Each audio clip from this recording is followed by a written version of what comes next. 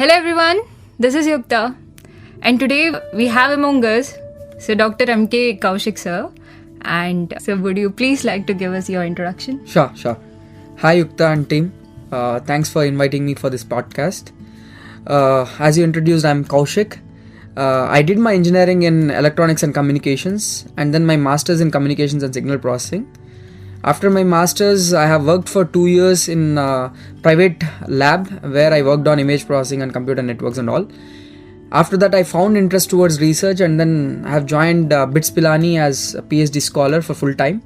I did again my PhD in wireless communications. So basically, if you see, I'm electronics and communications guy, Yes. and then I did my PhD in wireless communications and 5G communications. So during my PhD, again, as I am in research, how to protect research is another thing. So during that time, I also did my PG diploma in intellectual property rights from Nalsar University. So this is what about my education. So after finishing my PhD, I joined for 6 months as assistant professor in one college. But my aim or dream is to contribute something for the innovation and entrepreneurship ecosystem, because while I was doing my PhD in BITS, my professor has got TBI. TBI stands for Technology Business Incubator, and during that time I understood, see, usually what happens, we do research, Yes, right? And then we publish papers and it stops there. If you see BTech students also, they do projects, they write reports and then they stop it there. But how to take them to the market and then develop products and then build business around it. So that excited me. Though I was doing my PhD and research, because of my professor getting the TBI, that initiated me to think about how to take these research elements into commercial aspects and then build a business around it. So that's how I have chosen to enter into innovation and entrepreneurship ecosystem. Though I got offers from companies like Nokia and Qualcomm, I declined those offers and then I started searching for jobs which are in innovation and entrepreneurship ecosystem. Other than this, I have founded 3 companies. My first company was KBR Productions, where we used to do film production. I did short films. I direct, I act, I edit films. So that way we did 25 short films, and I also direct ads for small companies. And then for Airtel also I have directed 2 ads. And then Pelli Chupulu, before they have given it to Suresh Productions, we are the ones who went to all colleges and then promoted about the film.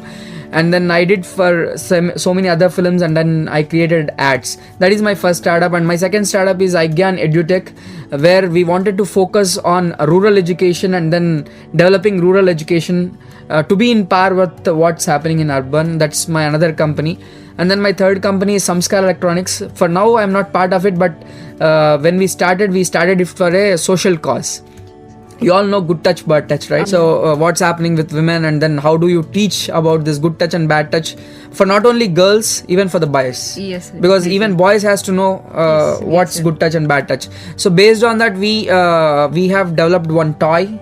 It's gamified, so students can learn what is good touch and bad touch from that. So that's what my introduction, that's my education, and then my startup journey. That's like a really long list of achievements. That's so great. Yeah. I'm sure people would be so inspired by you right now. So well, you talked about like creating jobs and like you have put up so many companies. So like, what does it mean to be an entrepreneur? Like, so how does it work? Yeah. Like, do we have a specific age group? Like, this people should be there in entrepreneurship, or is it any different? Yeah. So basically, let us take this first question. What is it like to be an entrepreneur, or who is an entrepreneur? See, we are all doing our formal education. Okay. As part of formal education, sometimes we miss looking at small problems which are nearby the community. If you go to village, even drinking water is a problem. Yes, sir. Healthcare is a problem. There is no transportation facility. Because of not having transportation facility, many girls are dropping out in the education system. So if students who are pursuing their technological education, if they perceive those problems and then they bring technology to those problems, then obviously we can provide so many solutions to the community which is nearby. So who is an entrepreneur? For that question, the answer is who identifies the problems in and around the community is an entrepreneur. First point. Other than that, wealth creation, job creation and all comes later. But who identifies that problem which is very much needed in the community, he is an entrepreneur. And then coming to your second question, age group. There is no age group. If you go to newspaper, I mean daily we are seeing somebody who is in a village who haven't cleared his 5th, 6th class also, he is innovating. Right? And then if you go to some schools, nowadays school kids are also innovating something. Because why this rural innovation is coming into picture is they are very near to the problems. Yes, sir. Farmer knows what are the problems faced by the by their co-farmers, and that's where they are bringing these solutions. So there is no age group, first point. There is no educational qualification, right? And many times what students or anybody thinks is, if I know coding, then only I can become entrepreneur. If I know how to deal with any physical equipment, then only I can become. No, if you see Steve Jobs, I mean, he's not a technology guy, Mark Zuckerberg is a technology guy, but if you see Steve Jobs, is not a technology guy. So there are multiple examples like this. You need not to have a technology background to become entrepreneur. You should have that finding the problem, and then how to provide solution to that, and then how to pull up team for that.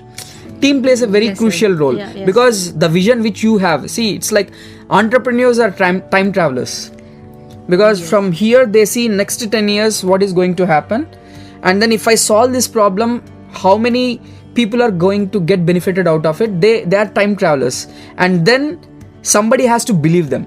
That's their team. So if they identify proper team, and if they identify the problem, if they have that vision, he is an entrepreneur. There is no age, no educational background, nothing is required.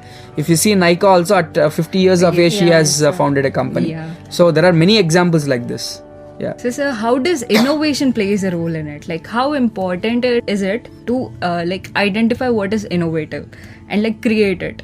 How does that go hand in hand with entrepreneurship? Sure. One of the professors from very big university, he has given one formula. Yes, sir. Right? So the formula goes like this, because most of us are familiar with mathematics, so it is very easy for us to understand. Innovation is equals to ideation multiplied by commercialization. This is the formula which he gave.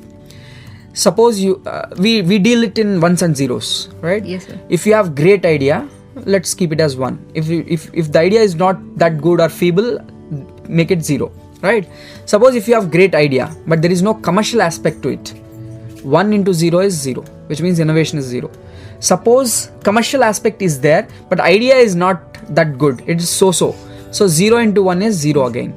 Okay. Best example is Elon Musk. He has invented this reusable rocket. Yes, sir. Right?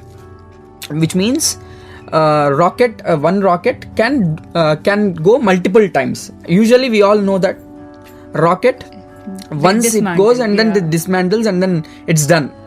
Few satellites go but he has come up with this reusable rocket. So as this idea is very great, no? Yes, sir. So one. But if this idea has come, so he's also talking about going on moon. Can we go and have breakfast on moon?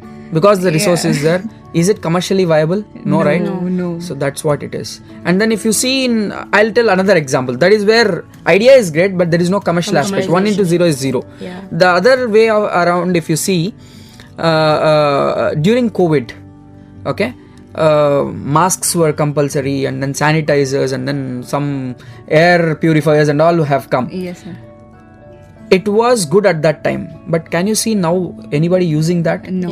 What happens to those businesses? So the idea was not that great, because mask and all, it's not that great that time. But during that time, the commercial aspect was more. But if you see down the line 3 years, nobody is using it. What happens to that business? So 0 into 1 is 0. This is one definition, right? Always students have to remember, whenever they do any mini project or major project, they have to keep this in mind. Idea, it's not only about idea, it should have some commercial aspect. But people think, what sir, if I do some social enterprise, then also should I think about commercial aspect? Yes. If your tummy is not full, how can you go and serve others? Yes. Yes, It's sir. not individual tummy I am talking about. If you are not able